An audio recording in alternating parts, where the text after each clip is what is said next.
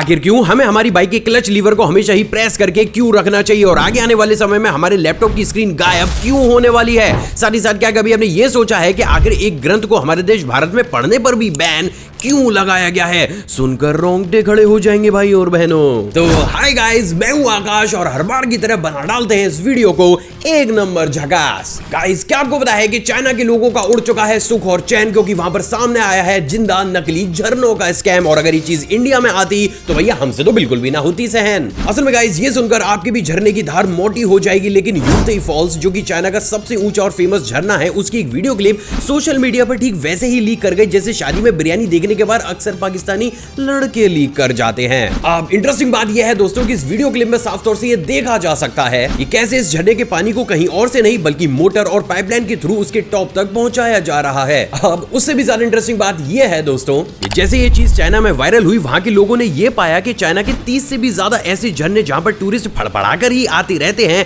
वहां पर भी नेचुरल वाटर ठीक वैसे ही गायब हो चुका है जैसे रिटायरमेंट लेने के बाद सुनील छेत्री साहब ग्राउंड से गायब हो चुके हैं। अब गजब बात यह है दोस्तों कि ये चीज वहां पर सिर्फ और सिर्फ टूरिस्ट की कमियों को रोकने के लिए किया जा रहा है, लेकिन कहीं ना कहीं ये चीज पूरे तरीके से सच है कि एक्चुअली में जो इंसान रियल वाटरफॉल देखने के लिए पैसे दे रहा है, उसे तक भी अब चाइना में आर्टिफिशियल पानी के झरने दिखाए जा रहे हैं,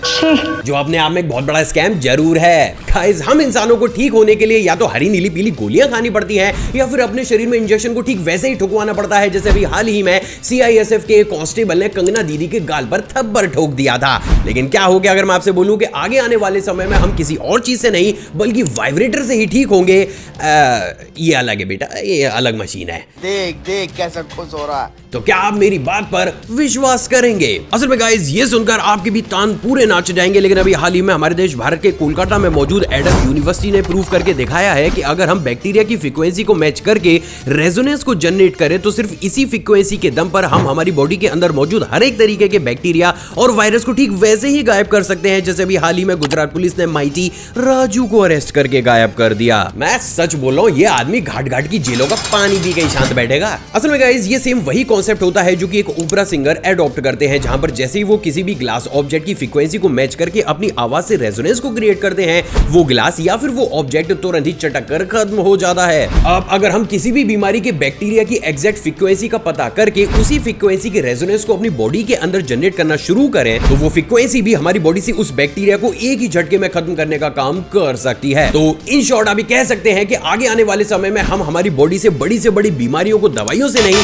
बल्कि सिर्फ और सिर्फ वाइब्रेशन के थ्रू ही खत्म जरूर करेंगे। गाइस, क्या आपको पता है कि इस दुनिया में दो ऐसी कंट्रीज मौजूद है जहां पर चीजें अपने साइज से कुछ ज्यादा ही लंबी होती हैं। पहला अलास्का, जहां पर सब्जियां अपने साइज से बहुत ज्यादा बड़ी ग्रो की जाती हैं, और दूसरा चाइना, जहां पर डेली बेसिस की चीजें आपको अपनी साइज से कुछ ज्यादा ही बड़ी नजर आती हैं। लेकिन एक मिनट, जहां तक मेरी नॉलेज है एक और कोई एक ऐसी कंट्री है जहां की चीजें कुछ ज्यादा ही बड़ी होती हैं। West Indies. तोबा तोबा तोबा, थारा मूड खराब कर दिया। असल में गाइस, ये रिपोर्ट सुनकर आपकी भी बर्तनों से बाहर आ जाएगी पीली कड़ी, लेकिन चाइना में एक ऐसी जगह भी मौजूद है जहां पर चीजें मिलती हैं अपने साइज से कुछ ज्यादा ही बड़ी। असल में गाइस, ये जानकर आप भी दंग रह जाएंगे, लेकिन चाइना में बहुत से ऐसे जायंट सुपरमार्केट्स भी मौजूद हैं जहां पर नॉर्मल डेली बेसिस की चीजों का साइज कुछ इस तरीके से दुगना या फिर उससे भी ज्यादा बड़ा होता है। इंटरेस्टिंग बात यह है दोस्तों कि चाइना में मौजूद सभी फूड इंडस्ट्रीज को ना चाहते हुए भी अपने नॉर्मल बिस्किट्स, कैंडीज या फिर चिप्स जैसे प्रोडक्ट के साइज को सिर्फ इसी मार्केट में रखने के लिए 4 से 5 गुना ज्यादा बड़ा बनाना पड़ता है। और ऐसा सिर्फ इसलिए है दोस्तों ताकि सिर्फ इसी यूनिक कॉन्सेप्ट को देखने के लिए चाइनीज लोग ना सिर्फ ज्यादा से ज्यादा शॉपिंग करें बल्कि वो इसे बाहर की कंट्री से आए हुए लोगों को रिकमेंड भी करें। नहीं,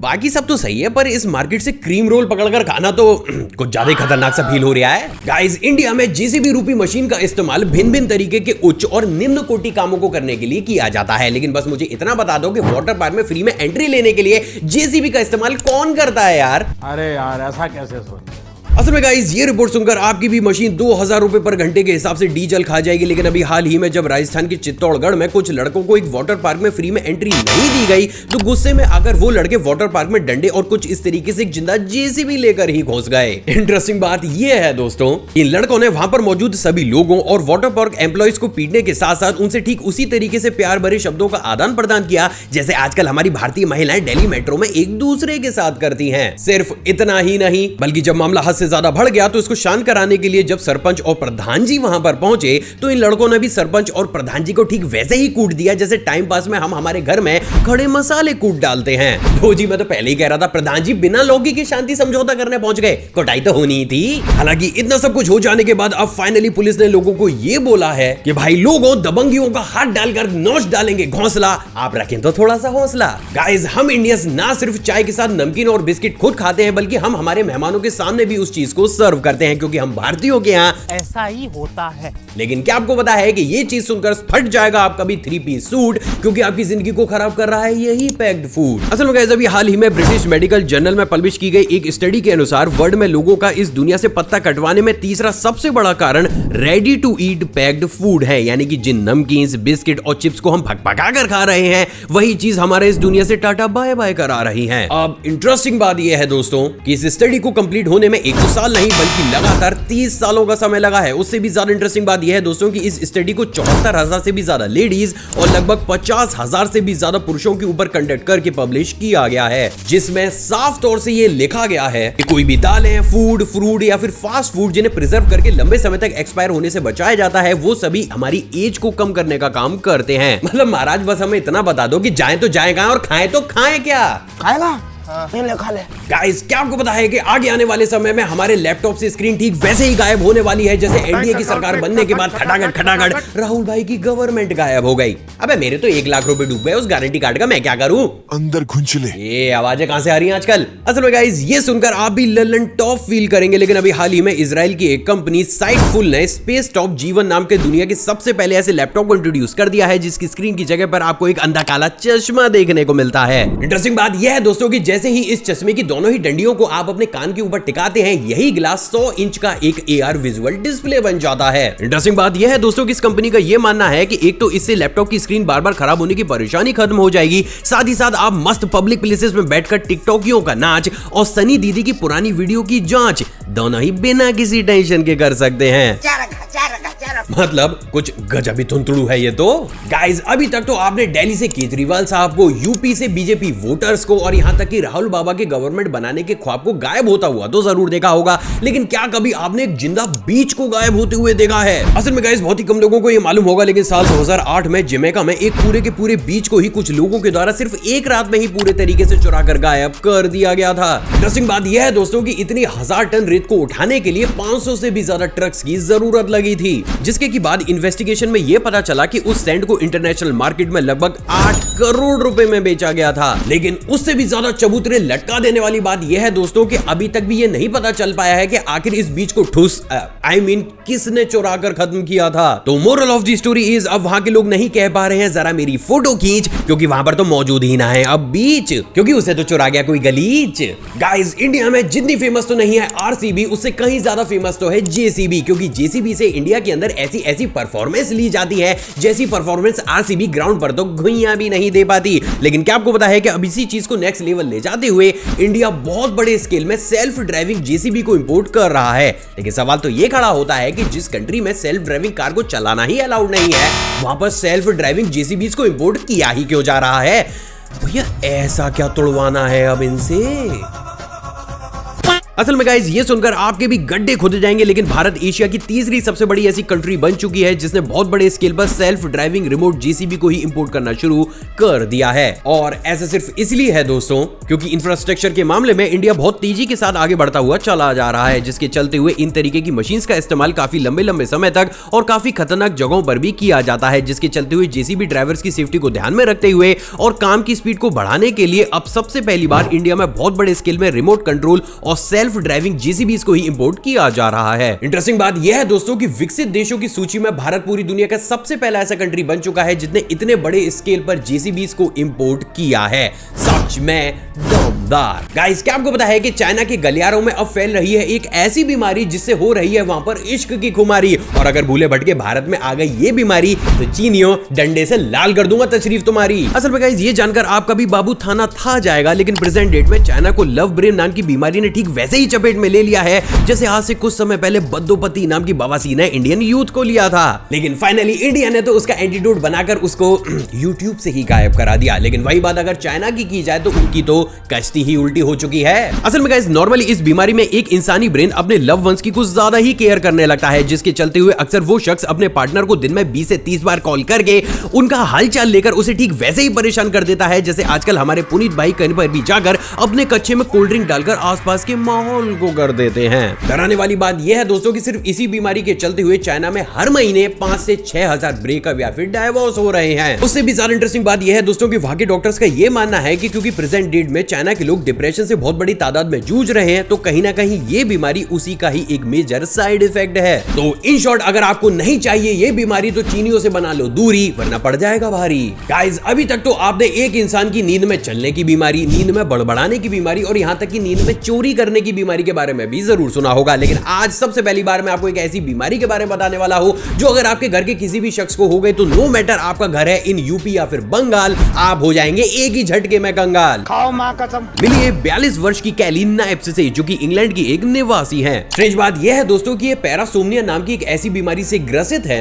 जिसमें ये हर रात सोने के बाद कुछ और नहीं बल्कि 3 से 4 लाख रुपए की ऑनलाइन शॉपिंग ही कर डालती है। इंटरेस्टिंग बात यह है दोस्तों ये चीज ये 1-2 सालों से नहीं बल्कि पिछले 5 से 6 सालों से लगातार करती हुई चली आ रही है, जिसके चलते हुए ना सिर्फ कैली के बहुत से अकाउंट्स को कांग्रेस पार्टी के अकाउंट्स की तरह सीज किया जा चुका है बल्कि उनके खिलाफ बहुत से पुलिस कंप्लेंट्स भी फाइल हो चुके हैं। अब स्ट्रेंज बात यह है दोस्तों मेडिकल साइंस पर इस बीमारी का इलाज ठीक उसी लेवल का है जितना प्रफुल्ल भाई की पनौती का, बोले तो ना के बराबर। मैं सच बोल रहा हूं, दोनों के हाथों से फोन छीन कर रखो, एक की शॉपिंग ने और दूसरे के ट्वीट्स ने पूरा माहौल की ऐसी तैसी कर रखी है। एक ऐसा ग्रंथ जिसे भारत सरकार के द्वारा पूरे ही तरीके से बैन करना पड़ा। असल में गाइस ये चीज काफी ज्यादा अलग और इंटरेस्टिंग होने वाली है, लेकिन क्या आपको पता है कि हमारे देश भारत में एक ऐसा ग्रंथ भी मौजूद है जिसको सिर्फ पढ़ने पर ही बहुत से स्टेट्स में पूरे ही तरीके से बैन लगा हुआ है। सिर्फ इतना ही नहीं बल्कि कुछ रिपोर्ट्स तो ये भी कहती है कि प्रेजेंट डेट में इंडिया के अंदर इस ग्रंथ की जितनी भी बुक्स मौजूद है उन्हें भी या तो डिस्ट्रॉय कर दिया गया है या फिर उन्हें इंडिया से बाहर भेज दिया गया है। और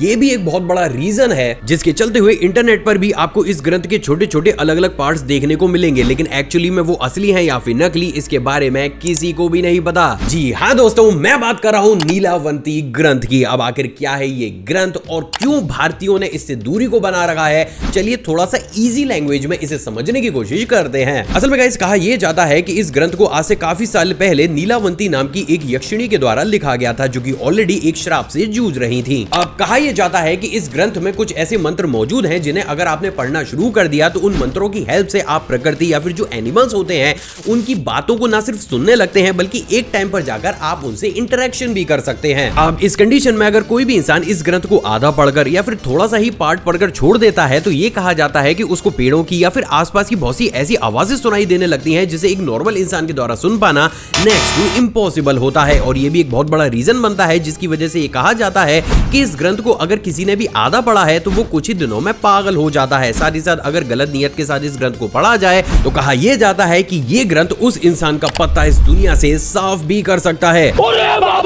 लेकिन इन सारी ही चीजों के बावजूद अगर कोई इंसान अच्छी नियत के साथ इस ग्रंथ को पढ़ता है तो उसके ऊपर एक ऐसी ब्लेसिंग आ जाती है जिसके चलते हुए उसे बेहद ही आसानी से अपनी लाइफ या फिर आसपास के लोगों की लाइफ में क्या होने वाला है इसके बारे में आसानी से पता चल जाता है। सिर्फ इतना ही नहीं बल्कि उसे किन चीजों में प्रॉफिट होगा और किन चीजों में लॉस होगा इस तक की भी इंफॉर्मेशन मिल जाती है। अब यहाँ पर सबसे ज्यादा इंटरेस्टिंग बात यह है दोस्तों कि इस ग्रंथ को एक टाइम पर स्वामी विवेकानंद जी से भी जोड़कर देखा गया था, क्योंकि कुछ ऐसी रिपोर्ट्स मौजूद हैं जो कि क्लेम करती हैं कि उन्होंने अपने जीवन के अंतिम दिनों में भी इस ग्रंथ को पढ़ना शुरू किया था। हालांकि ये ग्रंथ पूरा पढ़ा था उन्होंने या फिर नहीं इसका कोई भी प्रॉपर एविडेंस मौजूद नहीं है, और अगर इस चीज का कोई एविडेंस मौजूद नहीं है तो एटलीस्ट मैं तो इसके ऊपर कोई भी क्लेम नहीं करूंगा। अब गाइस यहाँ पर सबसे ज्यादा इंटरेस्टिंग बात यह है कि महाराष्ट्र समेत साउथ इंडिया में इस ग्रंथ को लेकर लोगों की फीलिंग्स और लोगों का डर काफी ज्यादा बढ़ा हुआ है, जिसके चलते हुए आज की डेट में इंडिया के अंदर ना ही आप इस ग्रंथ को पढ़ सकते हैं और ना ही इसकी ओरिजिनल कॉपी को कहीं पर भी ढूंढ सकते हैं। वैसे आपको क्या लगता है, क्या इन तरीके के ग्रंथ में इस तरीके की पावर होती है या फिर नहीं होती है? आप अपनी राय नीचे कमेंट सेक्शन में दुनिया के साथ शेयर जरूर कीजिएगा। आखिर क्यों हमें हमारी बाइक के क्लच लीवर को हमेशा ही प्रेस करके क्यों रखना चाहिए? असल में गाइस भले ये चीज आपको सुनने में काफी ज्यादा अजीब लग रही हो, लेकिन अगर आप इस चीज को फॉलो करते हुए चले जाते हैं तो सिर्फ यही प्रैक्टिस आपकी बाइक की एज को काफी ज्यादा बढ़ा सकती है। अब आखिर क्या है ये पूरा माजरा और किन सिचुएशन सिचुएशंस में हमें कुछ इस तरीके से क्लच लीवर को प्रेस करके रखना चाहिए, चलिए वो समझते हैं। गाइस नॉर्मली जब भी हम हमारी बाइक को चला रहे होते हैं और क्लच को प्रेस कर रहे होते हैं तो क्लच असेंबली की जो प्लेट्स होती हैं उनके बीच का फ्रिक्शन या फिर प्रेशर खत्म हो जाता है और वो इंडिपेंडेंटली रोटेट करना शुरू कर देती हैं। लेकिन जैसे ही आप अपने क्लच लीवर को छोड़ते हैं ये प्लेट्स आपस में दोबारा से चिपक जाती हैं। अब गाइस नॉर्मली जब भी हम हमारी गाड़ी को काफी लंबे समय तक चलाते हैं तो ये क्लच की ये प्लेट्स धीरे धीरे गर्म होना शुरू हो जाती हैं, जिसकी वजह से इनको ठंडा करने के लिए और इनको डैमेज होने से बचाने के लिए इंजन ऑयल का लुब्रिकेंट परमानेंट इनके ऊपर ड्रॉप होता रहता है। अब उस कंडीशन में जहां पर आप अपनी बाइक को एक रात के लिए या फिर 2 से 3 दिन के लिए एक ही जगह पर खड़ा छोड़ देते हैं तो उस कंडीशन में क्लच प्लेट्स के साथ कोई भी प्रॉब्लम जनरेट नहीं होती।